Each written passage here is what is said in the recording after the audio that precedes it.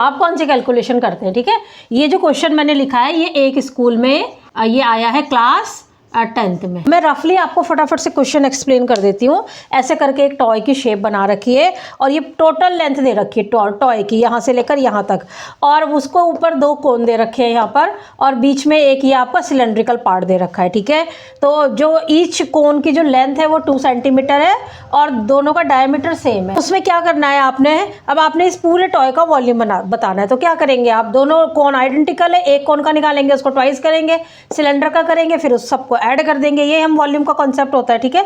अब इस सिलेंडर की हाइट कैसे निकालेंगे हम, ये 12 है, 2 इधर से माइनस 2 इधर से माइनस, इसके बेसिस पे हम करते हैं। तो देखो फर्स्ट कैलकुलेशन है volume of one cone 1/3 pi R square. अच्छा आपने फॉर्मूला लगाया। अब देखो जब आप ये लिखते हैं ना फिर आपको थोड़ा सा सोचना पड़ता है। फिर आप 2 कोन का वॉल्यूम करेंगे, आप 2 को मल्टीप्लाई करेंगे इससे, अब सिलेंडर का वॉल्यूम हमने निकाला पाई आर स्क्वायर एस से।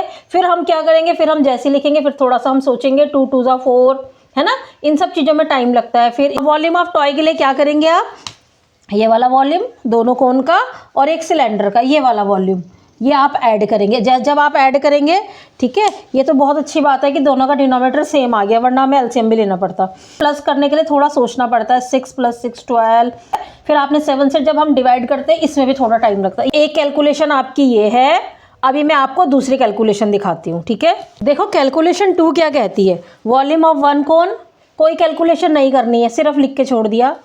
वॉल्यूम ऑफ 2 कोन्स, इसको 2 से मल्टीप्लाई कर दिया, कोई कैलकुलेशन नहीं। Volume of cylinder, no calculation. Volume of toy, अब एक काम करेंगे, वॉल्यूम ऑफ टॉय के लिए हमें इसको और इसको ऐड करना है, तो इसको इसे प्लस ये वाला पोर्शन लिख दिया आपने, ठीक है। अब आप कॉमन लेंगे, देखो एक यहाँ से यहाँ तक एक टर्म होती है, प्लस के बाद अलग टर्म मानी जाती है, ठीक है। तो आप कॉमन इन दोनों में देखेंगे क्या क्या सेम है। जब दोनों की रेडियस सेम है तो आप रेडियस को 2 बार क्यों कैलकुलेट कर रहे हो, एक ही बार करो। फिर बन के यहाँ पर 1 टाइम कैलकुलेशन है, 3 2 जा 6 + 1 7/3, ये एक बार आपको एडिशन करनी पड़ेगी। और ये वो भी इजी हो जाता है क्योंकि जब आप इतना कॉमन लेते हैं ना तो अंदर बहुत इजी नंबर बचते हैं। फिर आपके यहाँ पर जो आप बार बार सोचना पड़ रहा था ना किससे कैंसिल करूँ, वो सारा टाइम हमारा बचता है। इसका कॉन्सेप्ट ये है कि अगर किसी पर्टिकुलर चीज़ की वैल्यू नहीं पूछी है, सिलेंडर की और कोन की अलग से नहीं पूछी है, तो उसको मत निकालिए, उसे कैलकुलेट ही नहीं करना है।